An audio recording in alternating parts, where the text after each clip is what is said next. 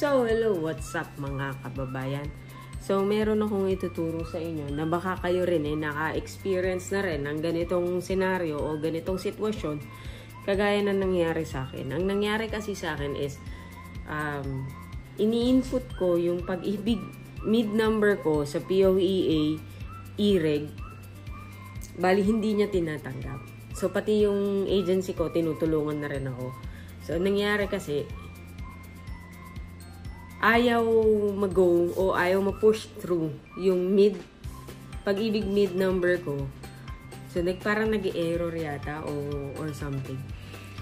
So, bali, ang sabi sa akin ni agency, punta daw ako ng pag-ibig. So, ang ginawa ko, in-email ko lang si pag-ibig. Ang problema, hindi ako na-replyan. Mag-iisang linggo na.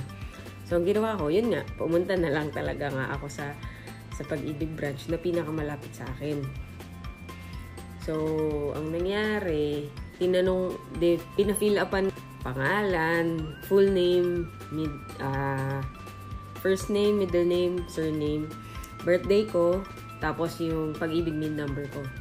So, nung turn ko na, chinek nila yung ano ko, pinakita ko rin yung e-reg ko sa POEA. So, pinag-compare nila. Bale, ang nangyari is, tama naman, kasi chinek nila kung baka mali nga yung na-input ko sa first name ko or middle name ko. So, tama naman. Pati yung birthday ko, chinek din nila. Pati yung pag-ibig mid number ko, tama din. Parehas lang. So, ano ang problema? Ang problema po kasi ay, ang pag-ibig pala, ang POEA e-reg pala is, design pala siya para i-input ang tracking number natin. Design pala siya para ilagay muna yung tracking number kasi nga yung pag-alis natin as OFW is mabilisan. So, ang binigay sa akin ni Pag-ibig is yung MDF, yun muna yung in-input ko. So, habang nandun pa ako, in-input ko na via cellphone ko. So, pag check ko, okay na, pumasok agad. Papakita ko sa inyo dito sa video na to kung anong itsura o anong ginawa ko. Kasi ito, naka-input na agad. Ang gagawin ko na lang is delete ko yung naka-input na tracking number. Ang nangyari, nung pag-delete ko, tinry ko lang na i-input yung mid number ko, pag-ibig mid number ko, umokay na din. So, ganoon pala yun. After mong i-input yung pag-ibig tracking number mo, after minutes lang or hours, pwede mo na palang i-input yung pag-ibig mid number mo. Tapos, pwede mo nang i-print yung OEC mo. Papakita ko sa inyo. Wait lang.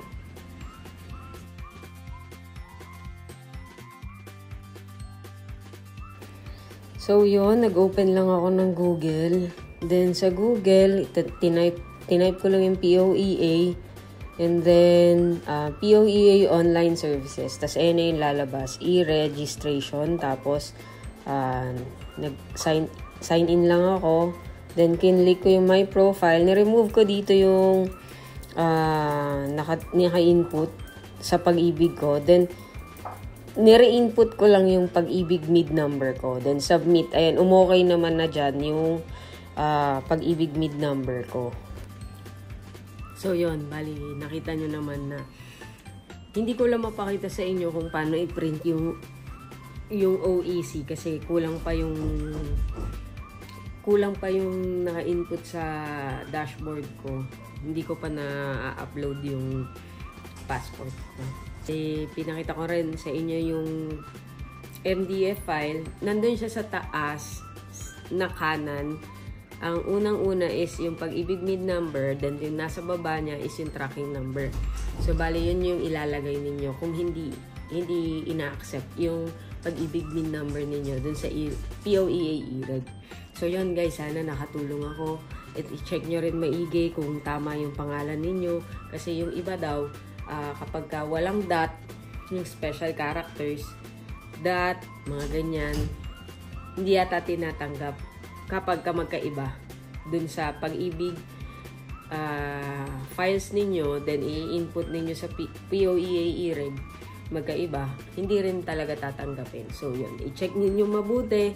Tapos, kung ayaw tanggapin, try nyong i-input yung tracking number ninyo. Sana nakatulong ako. Thank you, guys. Bye-bye!